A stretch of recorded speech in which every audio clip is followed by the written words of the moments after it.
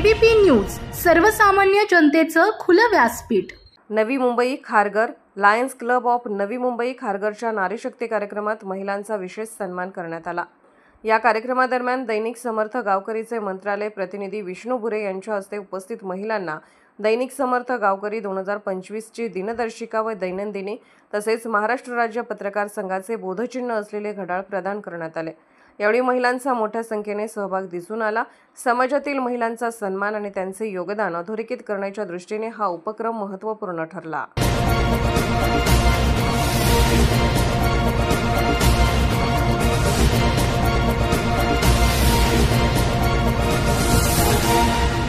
ABP news, सर्वसामान्य जनतेचं खुलं व्यासपीठ।